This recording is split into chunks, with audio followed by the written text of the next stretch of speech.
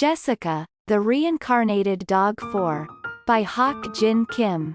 Jessica the dog.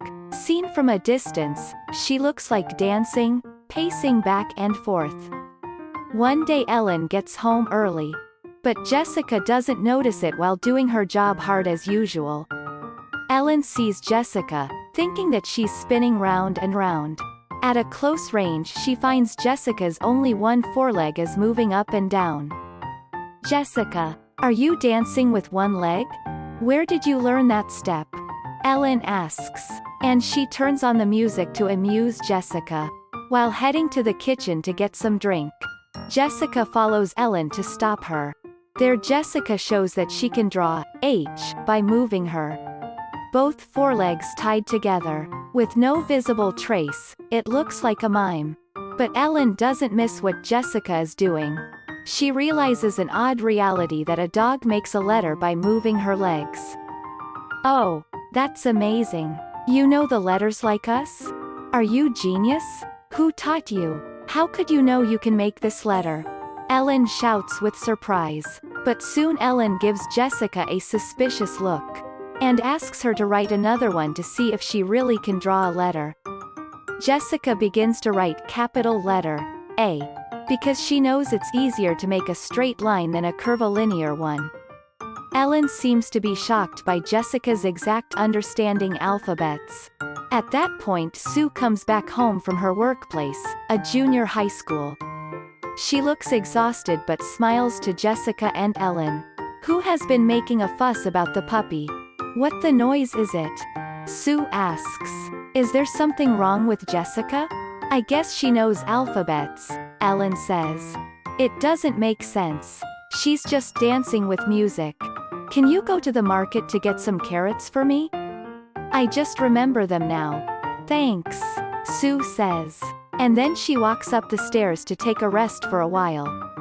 She lies down on the bed in her clothes, eyes wide open thinking about her ideas for the painting, which is scheduled to be displayed in the exhibition room of the school, where she's been working as an art teacher.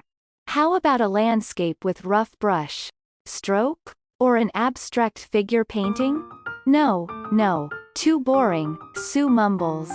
All of a sudden something flashed in her face. That's it. The subject is going to be related with Jessica. She comes downstairs and looks for Jessica. And she finds Jessica in the kitchen that is doing things with her legs. Jessica, what are you doing? Stop doing that. You look so weary. Have some cookies, honey. Sue holds her up and kisses her on the head. Even if Jessica feels comfortable on her lap, she gets down on the floor to practice writing. And Sue turns to the fridge to prepare supper. Once a while she looks around the kitchen to check what Jessica's doing. And sees her move her legs. Hey, I am gonna put a large paper on the floor for you. And make shoes to see what you're doing. You are gonna be happy with that, Sue says. The next day Sue buys a large paper and makes a kind of shoes for Jessica. They look like small socks with strings which keep them from coming off. Sue puts socks on Jessica's 4 feet. Now Jessica can show what she draws on the paper since Sue designs small socks with washable paints on them, so that the line can be visible as Jessica's feet move on the paper. That idea seems amazing enough to satisfy Sue's curiosity about Jessica's motion. Sue smiles at her and goes to her studio next to the kitchen. Jessica follows Sue and sits down on the paper, which becomes her playground, barking and swaying her tail. But Jessica sits crouched near Sue and then falls asleep with shoes on. Meanwhile Sue's been thinking about her painting. How she can describe Jessica in her painting. She begins to sketch Jessica's motion and curvilinear lines which she remembers. At that moment the phone rings in the living room. Sue's startled because she's been absorbed in her work. She stands up and goes to the living room in a flash. She picks up the phone with her pounding heart. She hears Tom over the phone. Tom's voice is shaking because he's nervous. Sue, I have a car crash. It's not serious, but it takes time to be finished and I need a ride. At the traffic light, my car was hit from behind by another car, Tom says. Oh, I'm sorry to hear that.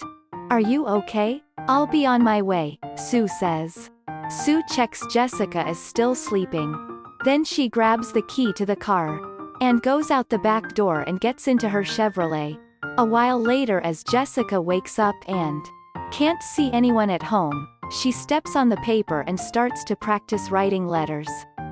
She's already wearing socks, which will help her leave marks everywhere she steps on. She lifts forelegs to make a letter and presses and drags. But the hind legs with socks make another stain.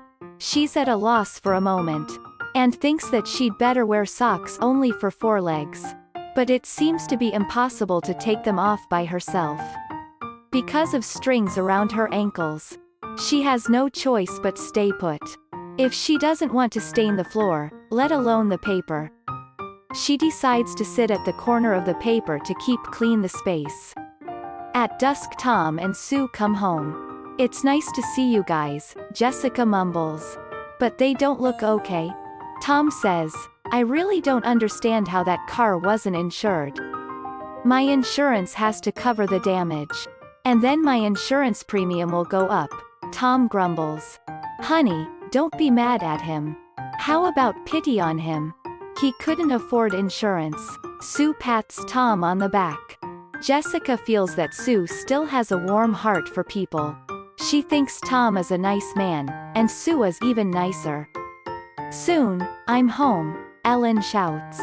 At the supper, Ellen is busy talking about how her day was in school. And Brian says nothing but listening to her. Tom and Sue also have been quiet without mentioning the crash. Tom seems to be moved by Sue, who doesn't care about the accident. Just has sympathy for poor people. Night falls and everybody goes to tug in, and Jessica, too. Around midnight, Ellen gets up and checks her cell phone. Jessica hops on the bed and reads the message together with Ellen. Though Jessica can't catch up with every single word. It is John who texts the bad news to Ellen. He texts, Ellen, I don't know what I can do. My mom said her mother was diagnosed with stage 4 terminal cancer. I can't sleep. I feel so bad now. I've been happy with my granny. She spared her free time for me when I was a child. She was an outgoing woman. I don't know why this happens to her. Ellen's face becomes screwed up in surprise when she checks the message. Ellen was absent-minded for a few minutes and couldn't come up with any words. She is the only one whom John may express his thoughts to. She thinks that he wants a friend to share the sad news of his grandmother becoming ill. Ellen texts, do you want me to be with you now? I can go to your place with stuff for school. No, but I appreciate your saying so, John texts. John, I'm so sorry for Jenny. When did she know this? Ellen texts. She visited doctor 2 weeks ago. She felt something on the back. A kind of pain, but it lasted for a few seconds. Sometimes she felt a hot flare on the back while she was jogging. John continues texting.